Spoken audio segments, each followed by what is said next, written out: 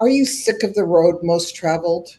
If you feel like you're stuck in a traffic jam on the highway to oblivion and just following the crowd because it's what society expects of you, then you're probably sick and tired of it all. And no doubt you're experiencing a lot of stress and overwhelm as a result. But today we want to share with you how you can find the secret off ramp that will lead you to the road of magnificence.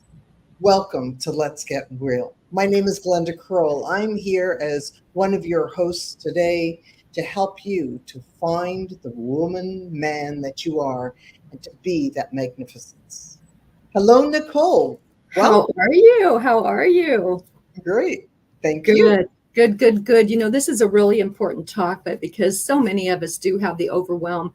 And oftentimes I find that people don't know how to deal with it, and I didn't for a very long time until I found, how you can utilize breath, you can utilize meditation, and just some very simple tips and tricks that just calm you down and help you focus. So I'm glad we're going to be talking about that with our guest today. And our guest is the owner and CEO at Your Life Mastery Coach. He is also a certified master life coach. He's a magnificent mentor. And I absolutely love those two put together because I think each and every one of us has that spark of magnificence. Sometimes it takes a while to find it, but we do have it in there. He is a shadow shaman, and I will want to hear what exactly that is. That's a very intriguing topic that I've never really heard of. He is an author and a speaker. So let's welcome to our stage David McLeod. Yay. Hi, Hi, David. everybody. Welcome. That's quite the introduction, Nicole. Thank you. You are so welcome. You're quite an interesting man, and I know I could have put a lot more in there, but I want to hear from you and not just that introduction. So thank you for that. Yeah, well, thank you. First of all, I'd like to just point out that those are just labels. And I think a lot of us live by labels. One of the things that I have learned and that I share with my clients is the question of who you really are.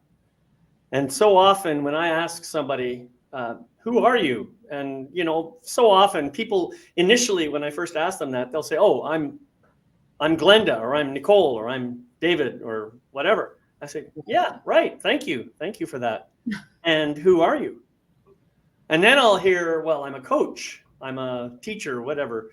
I'm a woman. I'm a man. I'm a mother. Yeah, thank you. And who are you?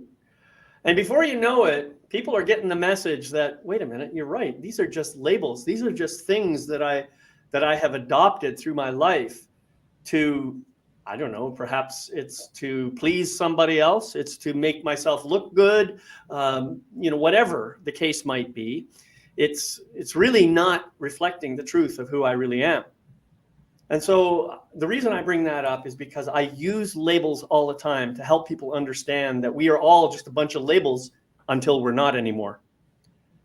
And that's one of the things that, Glenda, you mentioned this idea of the road most traveled, and I think you got that from my website at magnificence.com.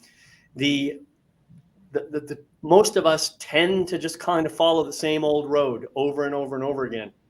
And sometimes we expect to get to a different place by following the same road over and over and over again. Very true. And so we're surprised when things don't work out and we don't end up in a new place, Yeah. It's the same old experience. It's the same old, as they say.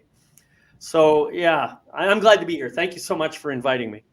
You're very welcome. And my first thought when you said our names, that is a label we didn't even get to choose. Someone chose that for us. That's right.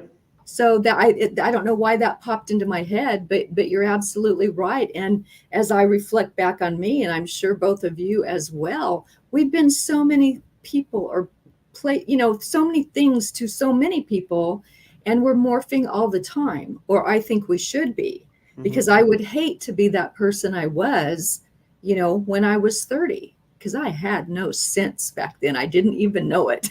Yeah. So, That's I think it's pretty amazing that most of us have no sense until we're well into our 50s. True. And even then, maybe not so much, right.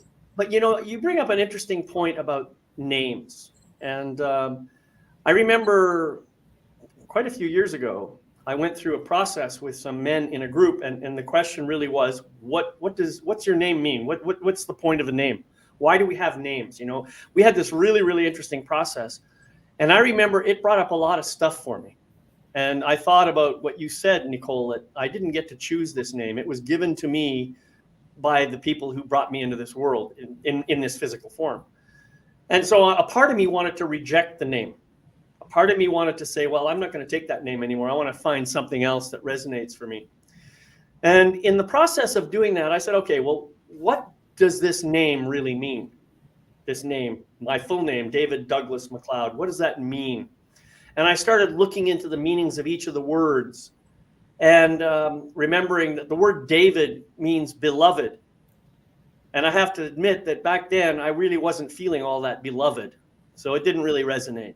And then my middle name, Douglas, is actually from my father, and it means dark water. And I have no clue what that meant for me, but so I had no resonance with that. And then McLeod, which isn't even my birth name, it's an adopted name that I was given partway through or when I was about 11 years old, I think I got it. And it means son of ugly. Oh, Wow. So now that one I could relate to. Oh my gosh. that's bizarre. So, and the reason I'm bringing this up is, as I thought about the meaning of each of those words, I started to think, well, there's probably some reason why my parents gave me those names. So what if I just embrace those names and see what happens? So I started playing with them, and then I ended up coming up with this alternate version of this name. I played around with the words, and I came up with this phrase: beloved son of ugly of the dark water. That was my new name. And I'm telling you, when I said that out loud, I started to understand there's something down inside me that is dark and needs to be brought out into the light. Interesting. And that, you talked about the shadow shaman terminology. Well, that's kind of where that came from. I started looking at shadows, the parts of myself that I hide, repress, deny, all that stuff. And I started wondering, well, why do we do that? Why do I do that? And why do people in general do it? Well, it's because we're conditioned to do that by our society. Don't show this behavior because that's not acceptable. Don't get angry because that makes other people uncomfortable. Like, I'm supposed to be responsible for how other people feel, and this is the kind of mindset that we have throughout our society. So we end up shutting ourselves down, and I shut down a lot of myself. Well, I think that's true with most people in everyday life. As children, where we all start from, your parents shut you down before you even begin to shine. Mm-hmm. So if you're too loud, they tell you to be quiet. And, the old saying of children must be seen but not heard. Right. All of those things that, when kids speak out or speak up, they're knocked down. And so we begin to put ourselves actually into a shadow right from the start. Yeah, that's very true. This is the nature of conditioning, and it happens to every person who comes into this life in this form. I don't care how good the parents are, the kid is still going to get conditioned. Right? Totally. Absolutely. Even if you are the most beautiful parent in the world, you're probably going to tell your kid, oh, let yourself be open, let yourself do this, let yourself do that. Well, maybe the kid needs to shut down sometimes. Yeah. We can't just, as parents, I know that deep down in our hearts, we're trying to get the best for our kids, but, well, most of us are anyway. And so it's easy to say, well, if you want to have the best for yourself, then you really have to do this. Well, maybe that's not true for the kid. Maybe there's a different path that kid is supposed to go through, Absolutely. And like you when you talk about conditioning, certain things, especially what we believe now, with kind of a spiritual, and that was shut down for me. I don't know if it was for you as well, but it's like, oh, you can't talk about things like that. You can't talk about Ouija boards. You can't talk about, this or that. And as a little kid, you don't know the difference. You don't know. No one ever said why. They just said you can't. That's right. So there was like, but. And so the shutdown is one of, again, not being heard. And if I'd have even asked, I don't even know what they would have answered with. And so that shut me down for many years. And now it never changed my way of thinking. It never changed what I read. It never changed, the messages that I got. But I had to keep it quiet for so many years. But David, these thoughts that you had, they're not thoughts that started out in your life. Let's go back a little bit, because who you are today, as for all of us, I'm certainly not the same person. I can see some shadow effects of me as a child, because I was always that questioning child that never stopped asking questions. And I was told that I always, my parents got enough of me. It was, it's enough questions, Glenda, to shut me up. Right. But, you didn't start at this point. So, you tell us about your name. At what point did you start looking at life differently? Because, or were your parents that way, that you started out looking at things in a different aspect than what we call average person does, or average family? Well, okay, so this is a fairly long story, so I'm going to try and find little snippets here to give you the picture. Let me just say that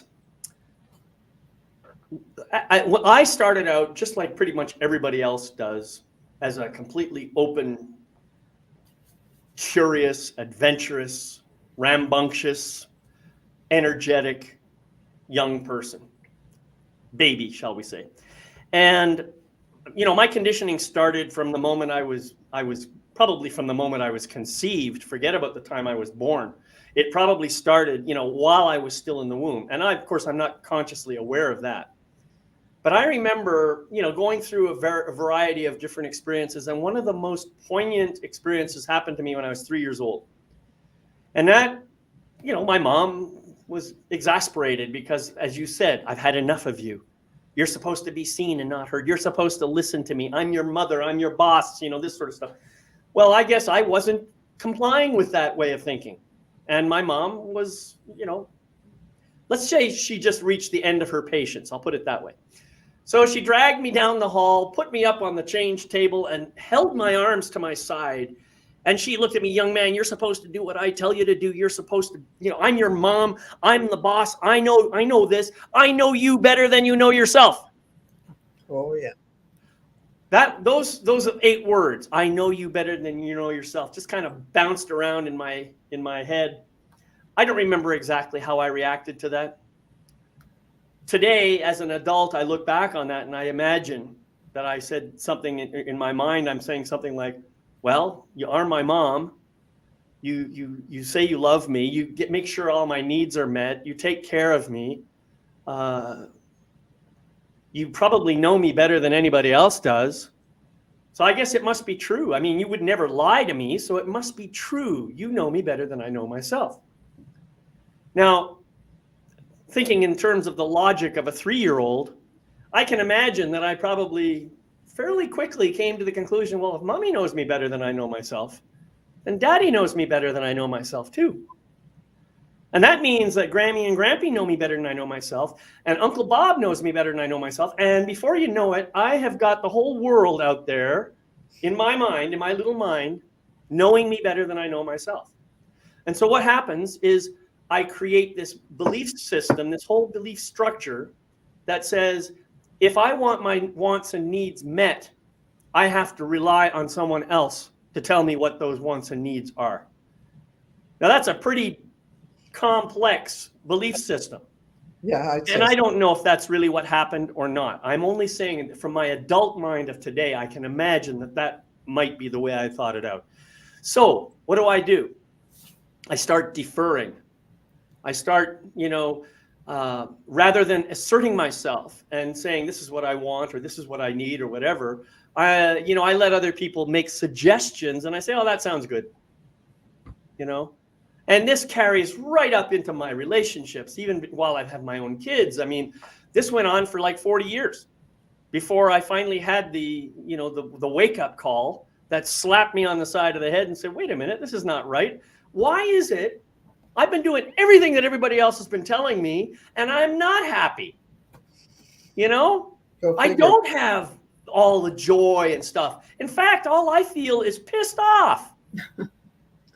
Yeah. And it took a really major wake-up call for me to kind of see that. And can you imagine, it went for almost 40 years. Wow. That's a lot longer than I had. Well, you're smarter than me, that's all.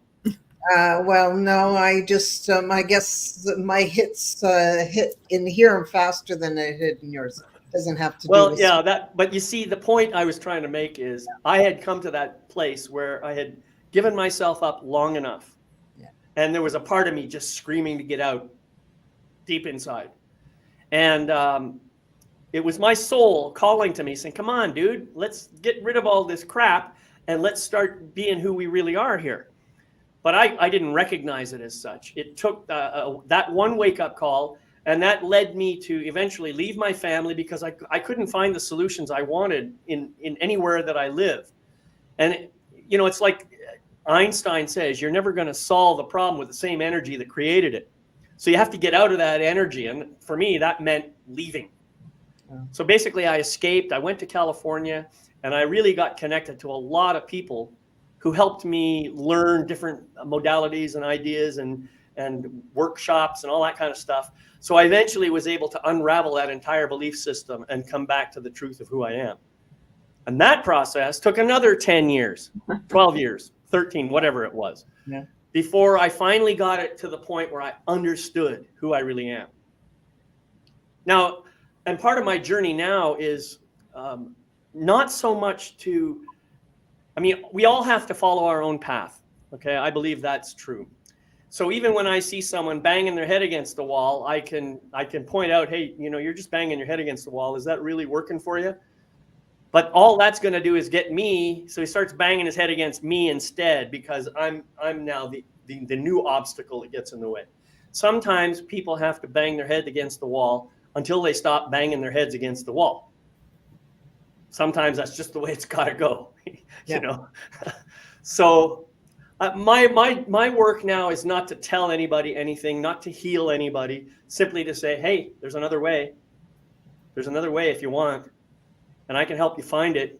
It's not going to be my way. It's going to be your way, but we'll help you find the right your way.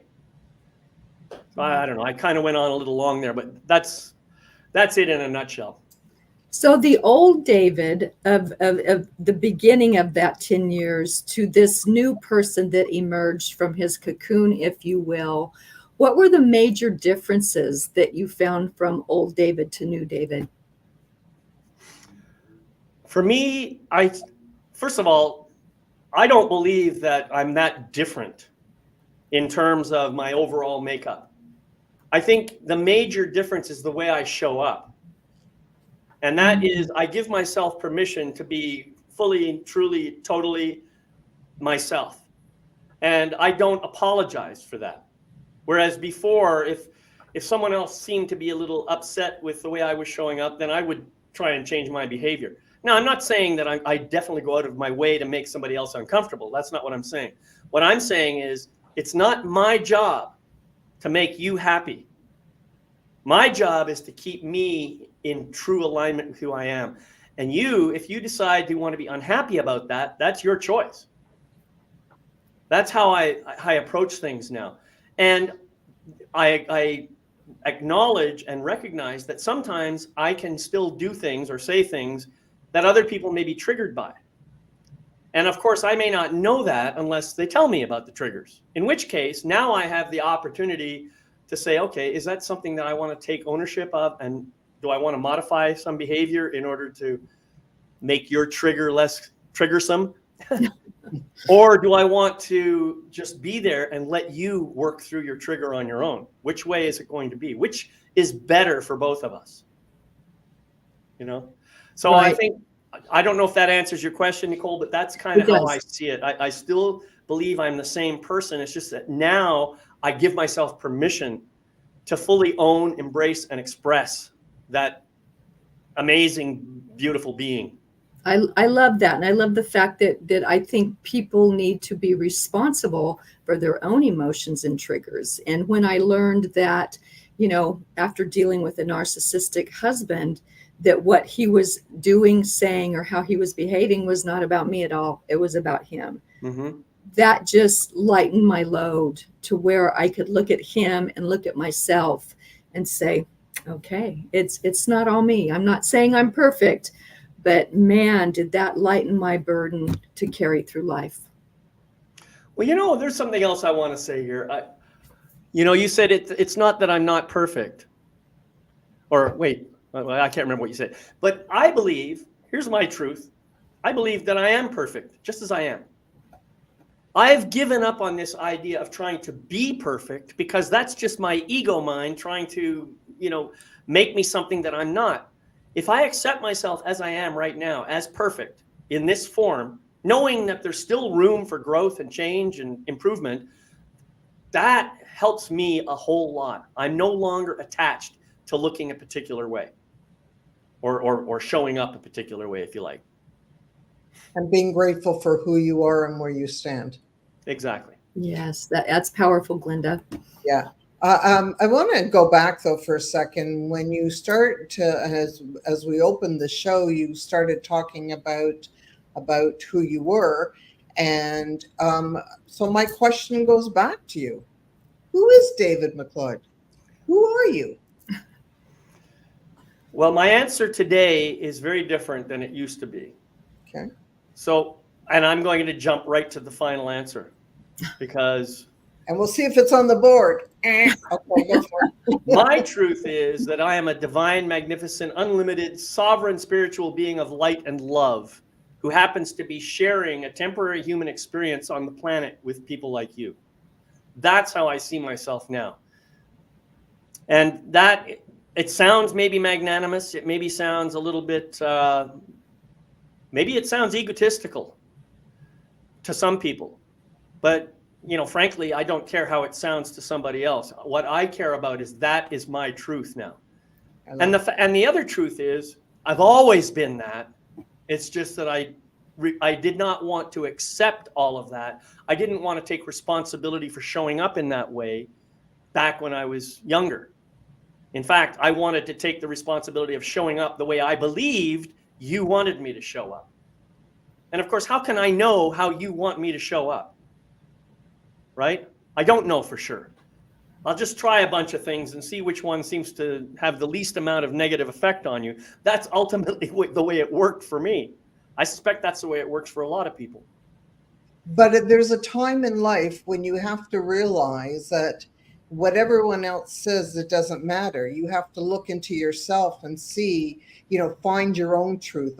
And there's times when you have to realize that maybe there is some truth to what somebody is saying, and that is part of learning and owning yourself and being aware of your actions that you do. Is that not correct? Oh, I agree with that. I mean, so let's assume for a moment that there's no such thing as psychopathic or sociopathic people. Okay. Let's assume for a moment that everybody is ultimately speaking the truth when they speak.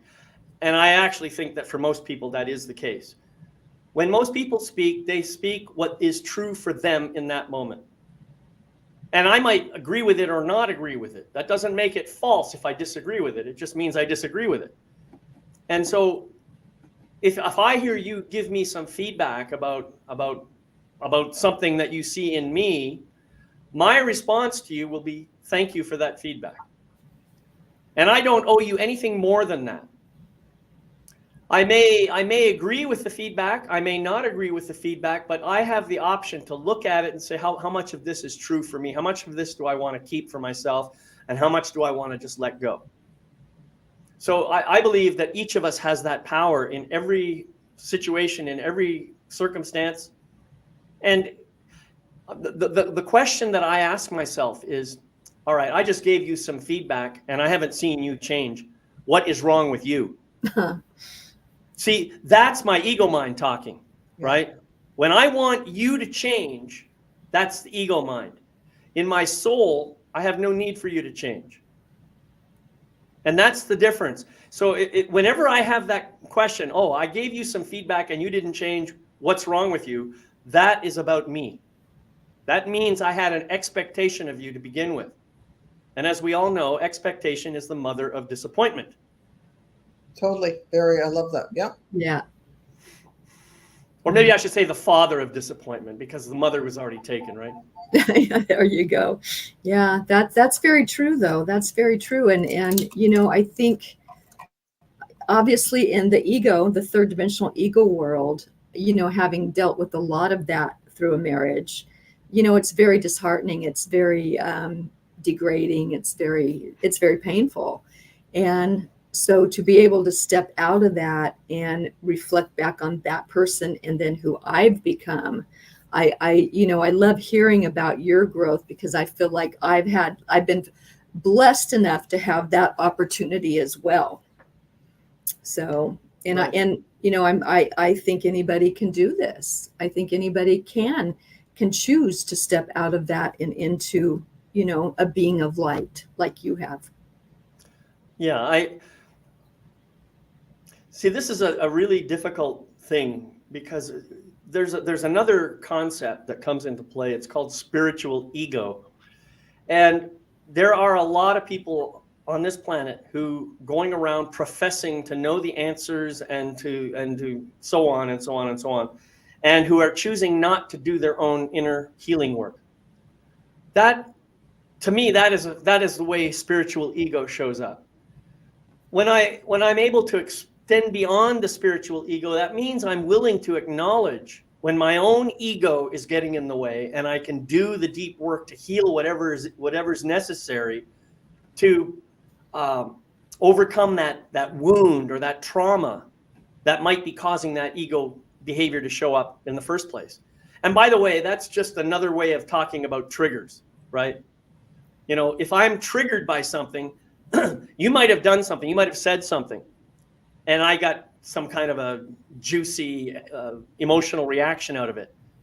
And on some level, maybe I even enjoy that juicy emotional reaction. And that allows me to get my ego activated and start attacking you and doing all kinds of weird crap. That, to me, is if I'm waking up to it, that's a good thing.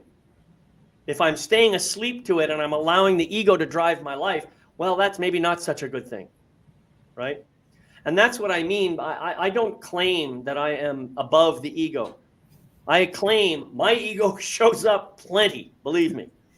And what I do claim is that at least now I'm quicker at recognizing when my ego shows up, and I am much better at being able to cut out the words that my ego wants to say and instead bring myself back to my heart.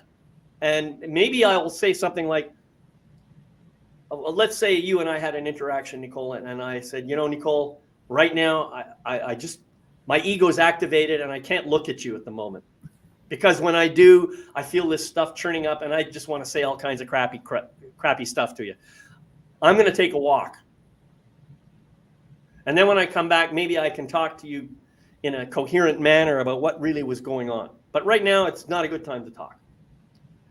Now, if I did that and you said, oh, cool.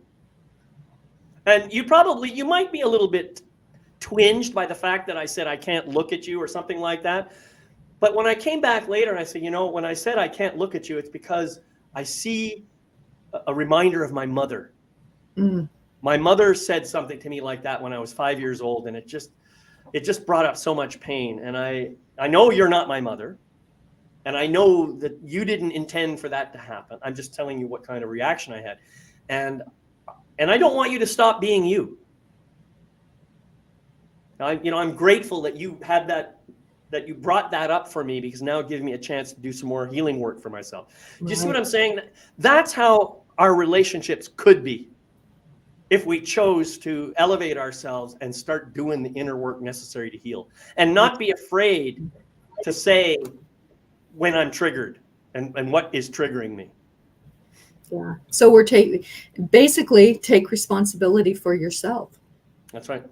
And for your own actions. So, you know, somebody who comes out and shows a lot of ugly, maybe, you know, it's doing the work. So let's talk a little bit about how somebody goes about doing the work for themselves so that they can start to heal themselves, because there's so many people that are living out there, and they're not doing the work. They've been living the same life. You know, it's going on the same road that's getting to the same place, and nothing's changing. So how do we do the work so that we can change to become the more magnificent us that we need to be? Yeah, that's a very personal question. It's going to vary from one person to another. I think it actually comes down to some kind of, I like to call it a wake-up call. And it can happen in a variety of different ways. It doesn't have to be a traumatic experience. It doesn't have to be like massively explosive or anything like that. It could just be an aha moment. It could be something. But the ultimate requirement, I think, to start this healing process is just to become aware. You know, you've got to say at some point, wow, I'm doing the same thing over and over again, and I'm not getting different results the way I expect. Yeah. Just having that awareness is a starting point. Once you have the starting point, now you can start looking at it and say, well, what is it that makes me keep doing the same things over and over again? Is it just habit? Is it conditioning? Is it a desire that I really want to show up that way? You know, if I'm willing to do the introspection and look inside and just ask the questions, see what shows up, the healing will start to take place on its own. You know, and it may involve releasing some pent-up energy that you didn't know you had. It may involve like just, you know, taking a baseball bat and hammering against a tree to get something out of your body, and then crying until all the crap comes out of your head. I mean, who knows what, for each person, it's going to be different. But that emotional release, I believe, is the key. Once you get there, then what happens is the body just automatically kind of lets that energy go. And I don't know, I can't speak for everybody, but I know for me, it is just absolutely exhilarating to get rid of that energy and to allow an open space for beautiful golden blue love and joy to fill me up and bring me back to my place of bliss, right? Now, could I have done that without, you know, the 40-year journey that I took? Maybe. I don't know. Each of us has to take our own path for sure. Oh, definitely. And I do believe the key word, I believe, in everything in life is being aware. You know, it's aware of ourselves, aware of what we do to others, and aware of how we respond. Everything is an awareness, and how we treat others. All of these things are, you know, you can either, you know, make shifts in your own self, or again, you stay as it is. So, you know, it's these times when we can actually make that conscious change in our own minds. Yeah. Now, well, I think there's more to it than that. I think acceptance is certainly, awareness is certainly the starting point, and that's the starting point for everything. Nothing can happen without awareness. But I think also we need to have the power of acceptance. We have to accept what is right now. Okay. And that's not always easy for us to do, especially in the face of an ego mind that's always saying, oh, this is wrong, that's got to be fixed, this is broken, blah, blah, blah, blah, blah. So you can, you know, the ego mind never accepts anything as it is, but the soul does. And so if we can train our ego mind to say, okay, here's what it is. Here's what it is. Let's just accept it as it is. Now, that doesn't mean I agree with it. It doesn't mean I want it to continue. That doesn't mean anything. It just means I accept it. This is the way it is. Because it's only from that place of accepting something that I'm now I'm in a dual place of awareness and acceptance. And now I'm empowered. Now I can do something about it. You know, there was a great quote from, I can't remember the guy who said it, but he said, nothing changes until it becomes what it is. And that's a beautiful, beautiful statement when you pause and reflect on it and understand really what it means. You know, if it is what it is, how can it become what it is? That's the question that everybody asks. Yes, that's exactly the right question to be asking, you know. And the fact of the matter is, it always was what it is. But your perception of it, your appreciation of it, your experience of it has shifted and changed. So now if you can accept it, then it becomes capable of shifting. You see? This is a powerful, powerful piece that most people don't really understand. Yeah. And, you know, David, I think this is a good time to answer a question or address a statement here. And David, who was watching, said, it's hard to move forward sometimes when others are always judging you. What advice would you give him about a statement like that? Well, that's a great question, actually. First of all, one of the things that I have learned, and it just really makes a whole lot of sense to me, somebody else's judgment of me is none of my business. That's the first thing I will say. Someone else's opinion of me is none of my business. What somebody thinks of me is none of my business. Now, that's easy to say, but not easy to practice. The fact of the matter is, and this is something that most people don't seem to understand, if you think about it, as you're going about your day and doing whatever it is you do, just ask yourself, how much time am I spending judging all the other people in my life? It's actually a pretty small amount. The only time you might be judging them is if, you know, you're having a conversation or something with a person and you might be contemplating what you want to say, whatever. But rarely are we ever really that judgmental about other people. Sure, we can become judgmental in certain circumstances, especially when we get activated. And, you know, this, by the way, ties in beautifully to the whole notion of public speaking. Everybody says that public speaking is their biggest fear. No, that's not really true, because everybody loves talking, especially when you give them a chance to have a conversation. Everybody wants to talk about themselves. What they're really afraid of is exactly what David's talking about, being judged by the people in the audience. And as I keep reminding people, when you're in the audience watching someone on stage, how much do you actually judge that person? Not very much. Yeah. You're actually listening to what they have to say. You might not agree with it. You might have your own, you know, your own stuff coming up when they're talking, but you're almost always never talking or judging them. You're almost never judging the person. In fact, if you're really honest with yourself, you're probably saying, oh, this is a great speech, man. Keep going. I want to hear more, you know?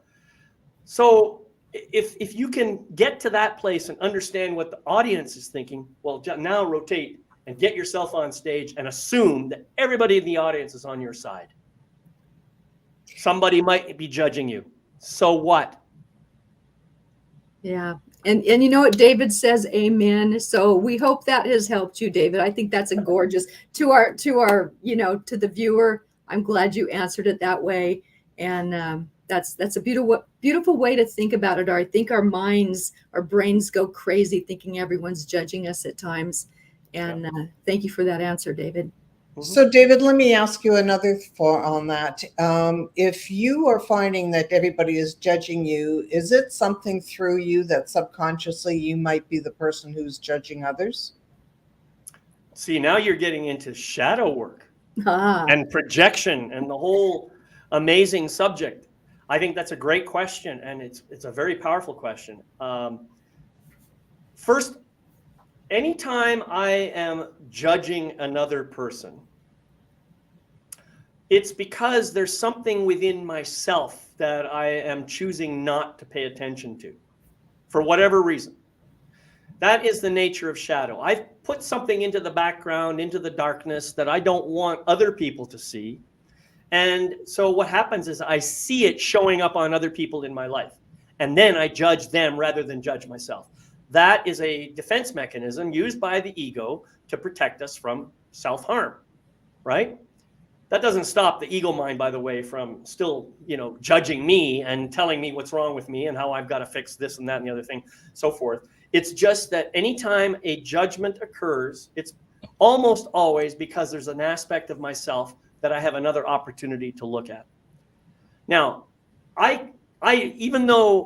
so your question really was, what if other people are judging me? Well, I don't know for sure if they're judging me or not, unless they tell me, right?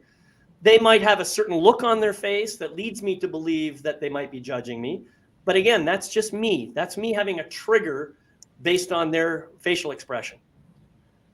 It doesn't mean they're judging me.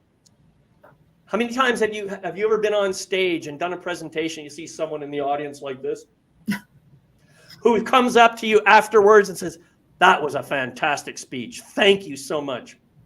Just happens to have this kind of frowny look, You cannot judge people by the way they look. So I don't know.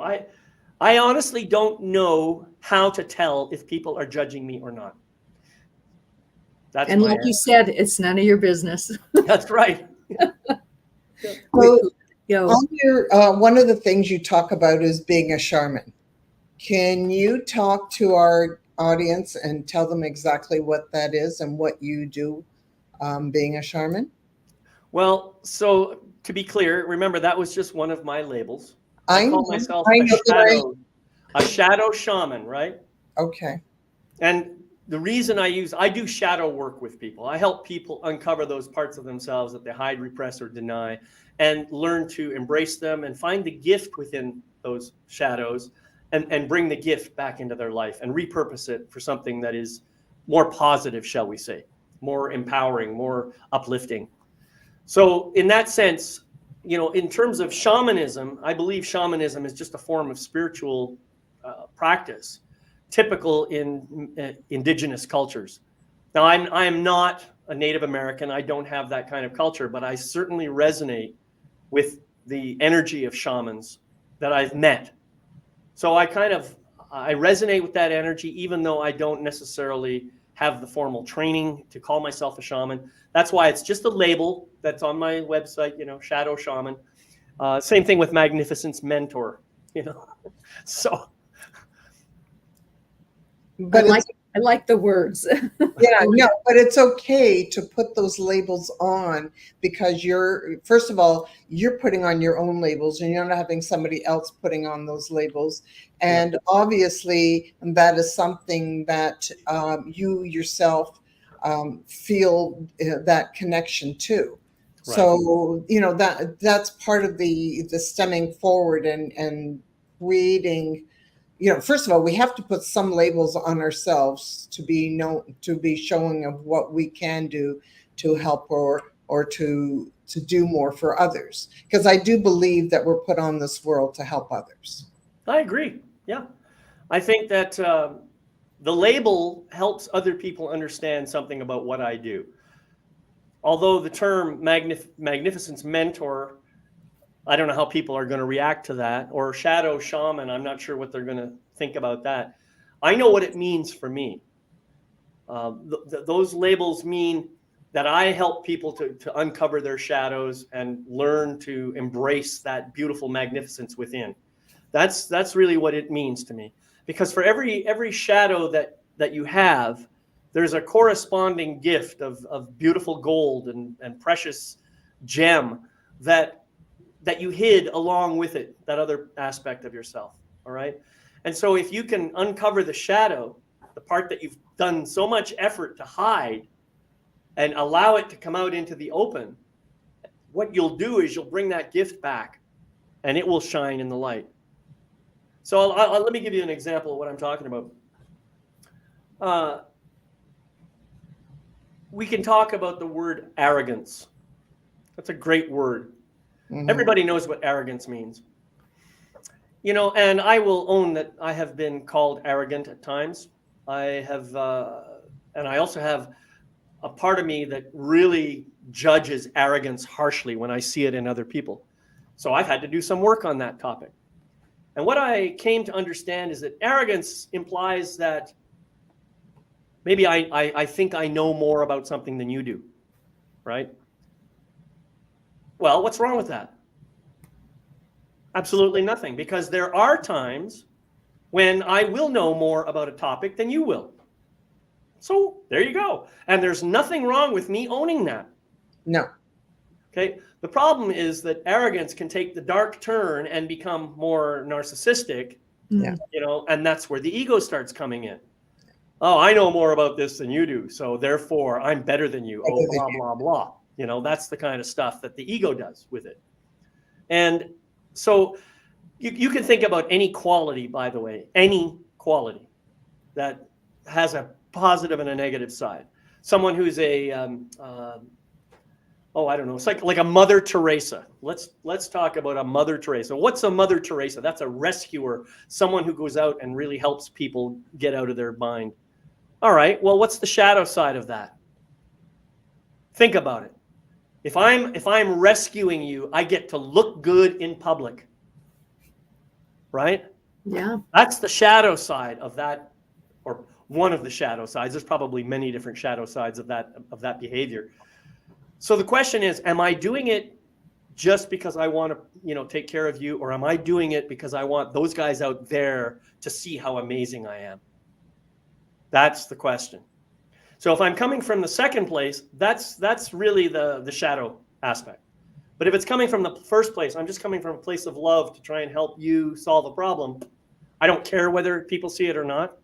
Someone might think I'm, you know, narcissistic or something. That's their choice. They can do what they want. I know where I'm coming from. Well, I think that's the whole extent of life, right? If you feel somebody's judging you and you know where you're coming from, if you're coming from your heart, then you don't really care. That's right. And that, I think that really brings it back up into a full circle. Mm-hmm. You know, knowing, you know, if you're doing something because you want attention, then, you know, there's a different answer to that. That's the egotistic mind. That's the narcissist in you. Right. And, you know, so it's coming from where we need to stand. If we stand in our own grace, understanding, having compassion, and that, it's a very different world. It's a very different outlook in life. And it's a different reason for giving of ourselves. Instead of being in a judgmental position. Right. You know, and I think well, you said something that kind of triggered a thought, and I just, it's now gone through my head and out the other side. So I guess I'll just pass until it comes back.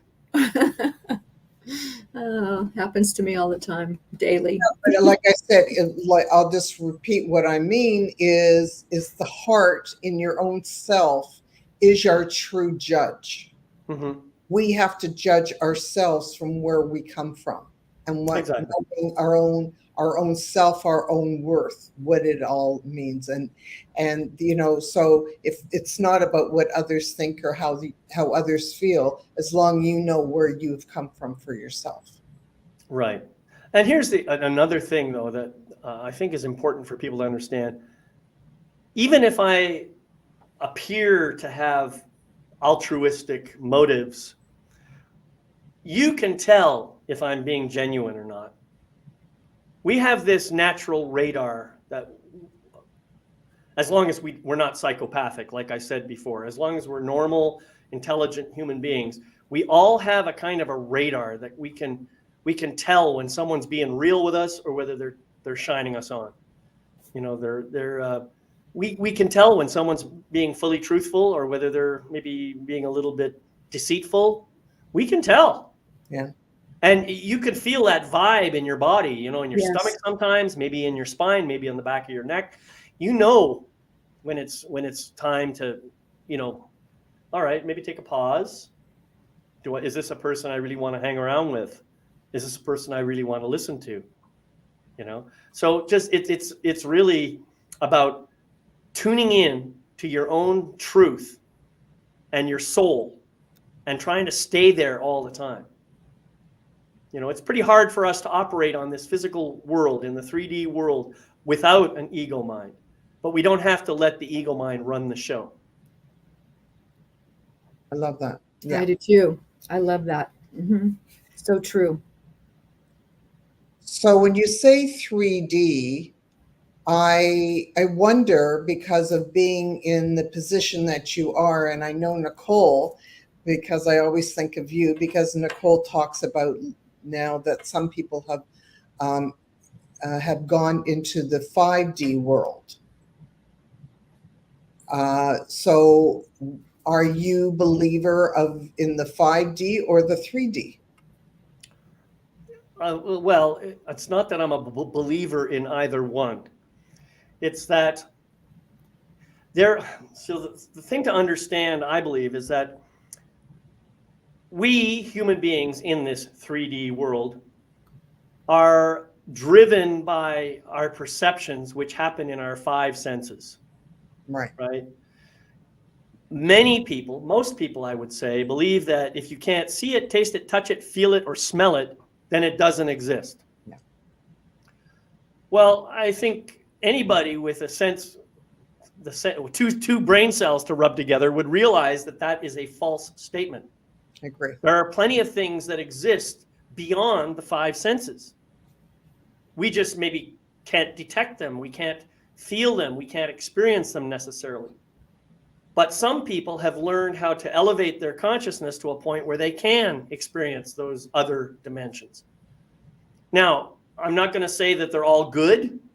Good and evil are kind of dependent upon individual essence. What I know is, if I'm in truth and if I'm in love, those are good things as far as I'm concerned.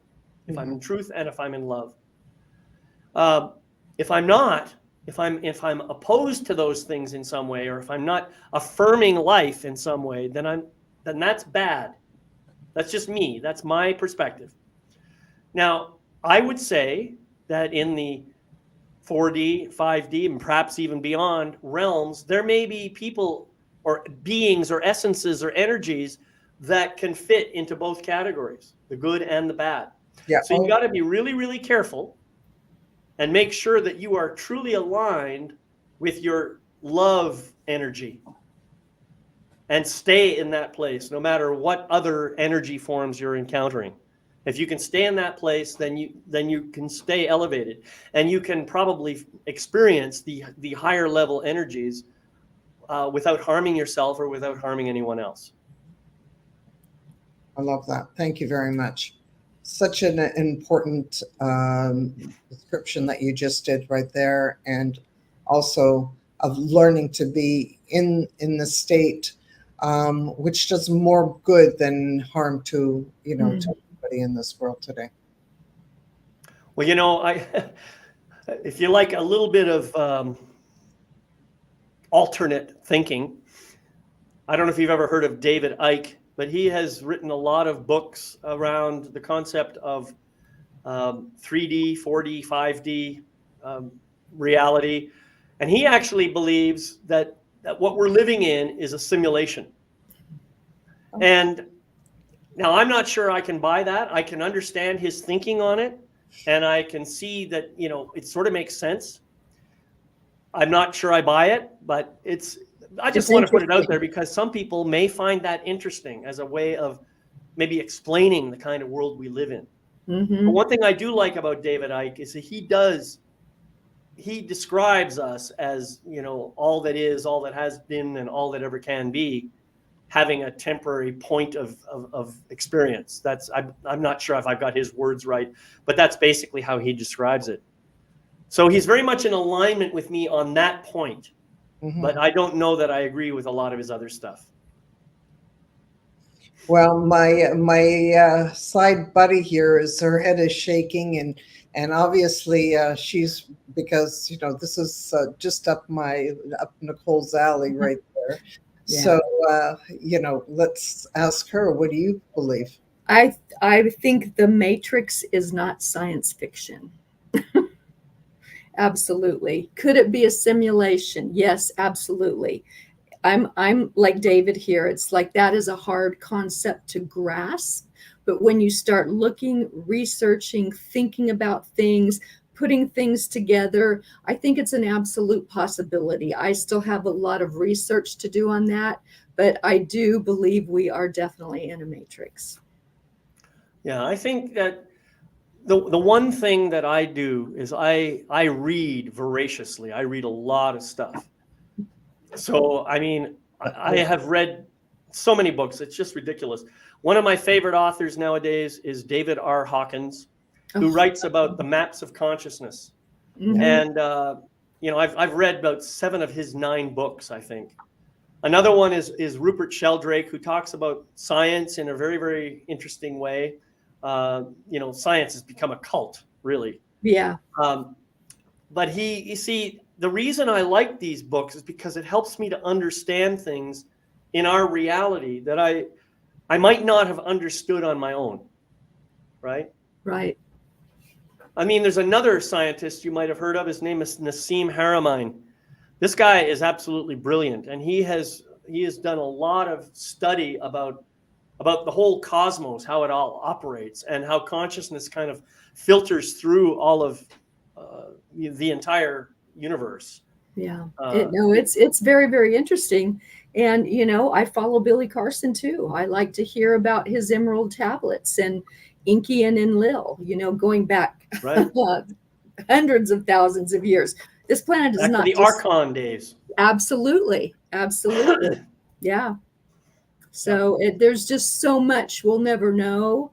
But boy, is it interesting when you start reading about the possibilities. Yeah, absolutely. And I think that there is an energy that we have to deal with. We're dealing with it every day. This energy wants to keep us down. It wants to keep us from growing and expanding. Yes. and really fully expressing ourselves. This energy seems to feed off the lower level energies that we sometimes get involved in, like our fear, our sadness, our anger, all those things. And so it really benefits when we are in that space. And so if we want to elevate ourselves, we have to work individually to get out of that dark energy and up into the love, light, joy energy, so that we can just kind of gradually bring everybody else up as we do that. This is what I'm learning. Yeah. And so I see my job now as I will do everything I can to raise my own consciousness. And in doing so, I hope that you see me and ask how you can do that too. That's kind of, that's the way I like to operate. I love that, and when you talk about feeding on fear, I mean, it has a name. It's loosh. They're feeding on our fear. That's, that's why the news is like it is. That's why we're always in turmoil. That's why they pit us together. There's fear, dissension. And, when you have those kind of problems in the world, fear comes along with that. That's right. And so that's how it's been structured here for many, many, many years, right back to the Roman circus. Oh, even before that. Yeah. Yeah, absolutely. Absolutely. Yeah. So as we have to wind up today, because as I said, that hour just flies on by, and we're talking about how you tell us how people that are out there that are maybe living in that lower energy, what can we do to bring out some light? Well, I think I already said this. My belief is, first you have to become aware. You got to be able to say, something ain't working right. And when you understand that you've come to that point, now you can begin asking, all right, what is it that's not working right? What part can I play in making it work right? I mean, obviously I cannot change the world around me, but what I can do is I can change this part, which is really more important anyway. Right. And the more I change this part, the more I heal it, the more I bring love, light, and beauty and blessings into my heart, the more I start to show up in a way that attracts the right kind of people into my life. Things then start to improve, and I see my life improving, and I see happiness around me, even in the face of all this darkness that we've been talking about that's present in the world. You don't have to immerse yourself in that. You know, you can rise up above it if you want to. It's a choice. I love that. It definitely is a choice. Well, David, I want to thank you so much for joining us today. You are an absolute delight. And yes, you are the type of messenger that we all need in our world today to believe in love, life, and laughter in our life to bring out that energy even more so. Right. But Well, before, our pleasure. But we always have something that before we ever wind up our day, we can never end up our day without hearing from our other soul here, our lovely Nicole. Well, thank you, Glenda. And you know, one of the books David brought up is Dr. Hawkins, and he has a measure of what vibrates at a certain frequency. And if you just want a quick comparison, shame vibrates at 20, let's say. Love is at 500. So there's a huge gap in that. And one thing you have to realize, if you can start loving yourself, being kind to others, and it's really not that hard once you try. It can be just smiling at someone during the day. It's very, very easy. You have to remember you have just become the ripple, and it spreads out. And it spreads out. So, you know, do you want to vibrate at 20 and be angry all the time, or do you want to be the ripple? I'm going to be the ripple. I agree. I love it. But remember, it's not always of, saying things. It's also following through and doing it. And just like David said, it's about doing the work on yourself so that you can be the ripple. Thank you again, David, for joining us today on Let's Get Real.